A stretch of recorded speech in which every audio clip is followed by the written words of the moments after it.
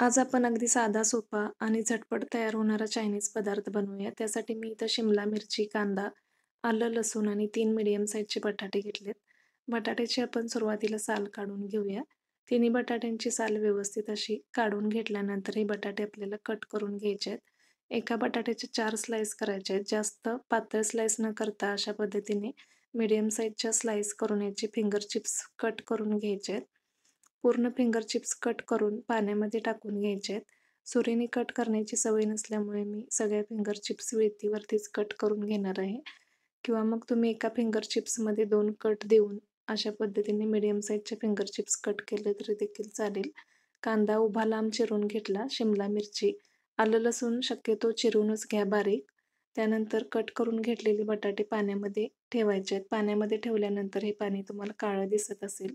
हे पाणी स्वच्छ होईपर्यंत बटाटे धुवून घ्यायचे 3 ते 4 वेळा, जेणेकरून बटाट्यामधला पूर्ण चिकटपणा निघून जाईल. त्यानेच आपले फिंगर चिप्स अगदी कुरकुरीत असे तयार होतील. हे फिंगर चिप्स एका चाळणीमध्ये काढून याच्यामधलं पाणी पूर्ण निथळून घेऊया. पाणी निथळेपर्यंत एका कढईमध्ये तेल गरम करायला ठेवायचं आहे. गॅस मिडियम करून तेल गरम करायला ठेवूया. तेल गरम होईपर्यंत एका वाटीमध्ये चिली सॉस, टोमॅटो सॉस आणि सोया सॉस मी एकत्र करून घेतला. दुसऱ्या वाटीमध्ये 1 चमचा कॉर्नफ्लॉवर घ्यायचा आहे, ज्याची पातळ अशी पेस्ट बनवून घ्यायची आहे. प्लेटमध्ये 2 चमचे कॉर्नफ्लॉवर आणि 2 चमचे मैदा घेतला. हा मैदा आणि कॉर्नफ्लॉवर आपण बटाट्यामध्ये घालूया. बटाट्यामधलं पाणी देखील मी एका कपड्याने पुसून घेतलं. थोडंसं लाल तिखट आणि मीठ घालायचं आहे. कोरडंच साहित्य बटाट्यामध्ये व्यवस्थित असं हाताने मिक्स करून घ्यायचं आहे. पाण्याचा वापर अजिबात करायचा नाही. अशा पद्धतीने थोडं कोरडंच साहित्य बटाट्याला व्यवस्थित असं कोट होईल अशा पद्धतीने मिक्स करून घ्या. तेल देखील चांगलं तापवून घ्यायचं आहे. आता आपण हे बटाटे तळून घेऊया किंवा मग फिंगर चिप्स. जर याच्यामध्ये तुम्ही पाण्याचा वापर केला तर तळताना सगळे बटाटे एका जागी चिकटतील. त्यामुळे पाण्याचा वापर करायचा नाही. फिंगर चिप्स देखील सुरुवातीला फक्त 80% तळून घ्यायचे आहेत. सगळे फिंगर चिप्स सुरुवातीला 80% तळून पुन्हा एकदा आपल्याला हे फिंगर चिप्स तळून घ्यायचे आहेत. त्यामुळे सुरुवातीला फक्त 80% तळून 1 ते 2 मिनिटं फक्त नॉर्मल करून घ्यायचे आहेत. तेच तेल पुन्हा एकदा चांगलं गरम करायचं आहे. अगदी कडक गरम झाल्यानंतर सगळे फिंगर चिप्स एकाच वेळेला घालायचे आहेत. आणि पुन्हा एकदा मोठा गॅस ठेवून हे फिंगर चिप्स व्यवस्थित असे 2 ते 3 मिनिटं तळून घ्यायचे आहेत. डबल तळल्यामुळे फिंगर चिप्स अगदी विकत मिळतात तसे तयार होतील.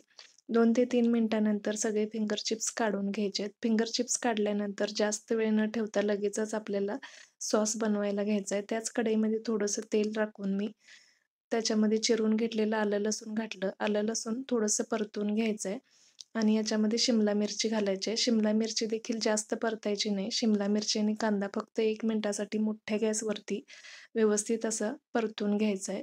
जेणेकरून याला अगदी मार्केटसारखी अशी क्रंची चव येईल. त्यामुळे जास्त न परतता थोडं परतून लगेचच याच्यामध्ये सॉस घालायचा आहे. सॉस देखील थोडा वेळ परतायचा आहे आणि तयार करून घेतलेली कॉर्नफ्लॉवरची पेस्ट घालायची आहे. थोडासा सॉस बनवायचा होता त्यामुळे मी थोडीशी पेस्ट वापरली. कॉर्नफ्लॉवरची पेस्ट घातल्यानंतर गॅस मिडियम करायचा आहे. थोडंसं पाणी घालून याची ग्रेव्ही बनवून घ्यायची आहे. जास्त ग्रेव्ही बनवायची असेल तर थोडं जास्त पाणी वापरायचं आहे. थोडं शिजल्यानंतर याच्यामध्ये तयार करून घेतलेले फिंगर चिप्स घालायचे आहेत. फिंगर चिप्स घातल्यानंतर जास्त वेळ कढईमध्ये ठेवायचं नाही. व्यवस्थित असं परतून घ्यायचं आहे. गॅस बंद करायचा आहे. परतून झाल्यानंतर लगेचच हे चिली पोटॅटो खायला घ्यायचे आहेत. जास्त वेळ ठेवले तर मऊ होतील आणि अगदी विकत मिळते तशी चव लागणार नाही. त्यामुळे परतून लगेचच हे चिली पोटॅटो खायला घ्यायचे आहेत. अशा पद्धतीने हे चिली पोटॅटो झटपट असे तयार होतील. रेसिपी आवडली असेल तर चॅनलला लाईक, शेअर आणि सबस्क्राईब करायला विसरू नका.